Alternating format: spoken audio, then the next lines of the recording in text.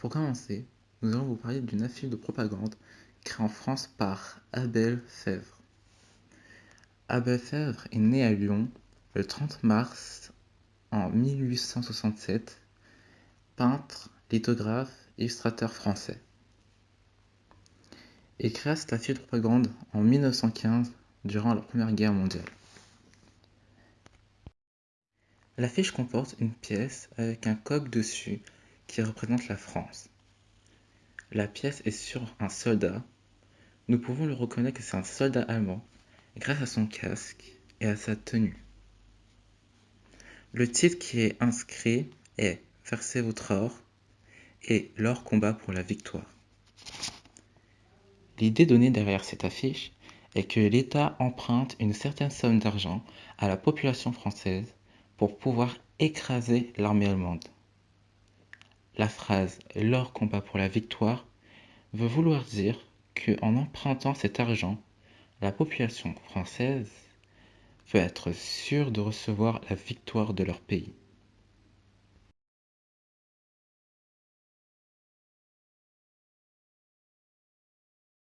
Je vais vous parler de l'affiche I Want You for US Army.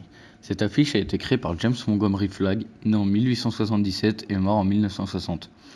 Il était imprimeur à New York. C'est une affiche de propagande créée en 1917. Cette affiche a les couleurs des États-Unis, bleu, blanc, rouge, et sur le chapeau de l'oncle Sam, qui est reconnaissable grâce à ses habits, il y a des étoiles, symbole des États-Unis. Il y a écrit en gros sur l'affiche I Want You for US Army. Le U est en rouge pour ressortir du texte noir, pour donner de l'importance à chaque lecteur. En lisant cette affiche, la personne se sent plus important, avec l'oncle qui nous pointe du doigt.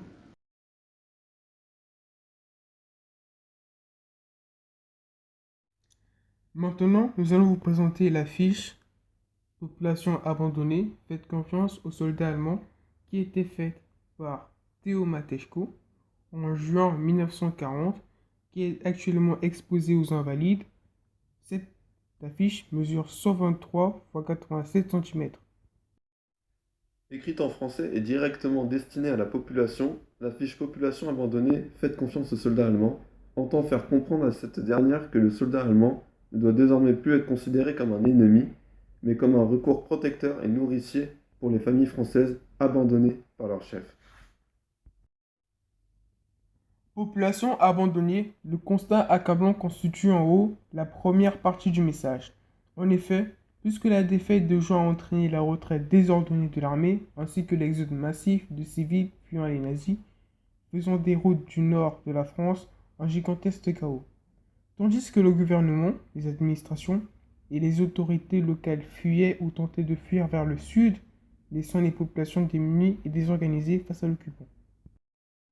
Soucieuses de rétablir l'ordre au plus vite, les autorités allemandes entendent donc rassurer les civils. Faites confiance aux soldats allemands. En montrant par l'image que l'occupation peut être bénéfique, bienveillante et même préférable à la situation antérieure, pour peu que l'on accepte les nouveaux chefs du pays plus solides et plus fiables que les anciens.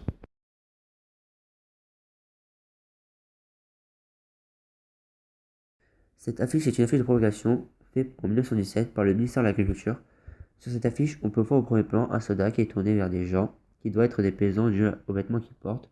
Le soldat en question doit sûrement leur dire semer des pommes de terre pour les soldats, pour la France. Et on peut deviner ceci grâce à la position de sa main, qu'on peut voir qui est tournée comme s'il disait quelque chose. L'idée que faire passer l'affiche est qu'en faisant pousser des pommes de terre, ça permettrait d'aider les soldats à mieux se nourrir et à gagner donc la guerre. Et que ça permettrait aussi à remonter le moral des citoyens français.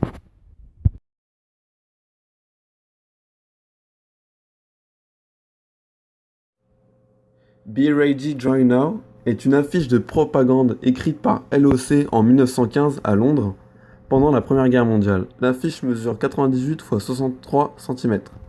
Sur cette affiche, on peut voir une silhouette d'un soldat tenant dans ses mains un fusil muni d'une baïonnette. Les mots et la silhouette est de couleur noire sur fond jaune et encadré.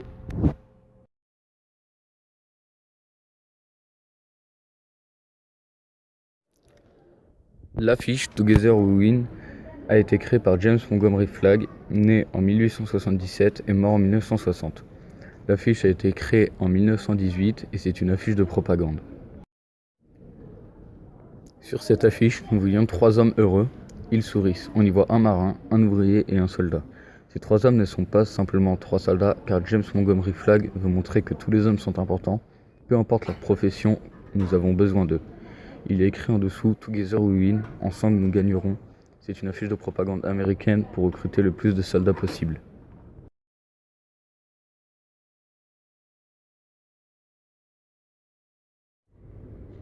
Et maintenant, nous allons vous présenter une carte postale de propagande qui s'intitule « Et frères, laisse-moi au moins une fesse » qui a été faite par Paul Dufresne.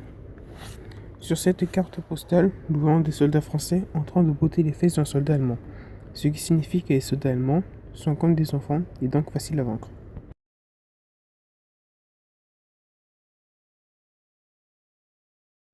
Un point c'est tout est une carte postale, plus précisément une carte postale de propagande faite par le même auteur, Paul Dufresne, qui a fait « Eh frère, laisse-moi au moins une fesse ». Et la date de création un point c'est tout reste encore indéterminée.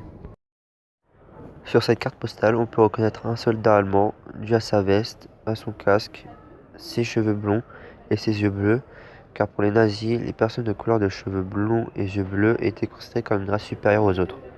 On peut aussi voir que ce même soldat allemand se prend un coup de poing au visage, mais nous ne pouvons pas voir par qui.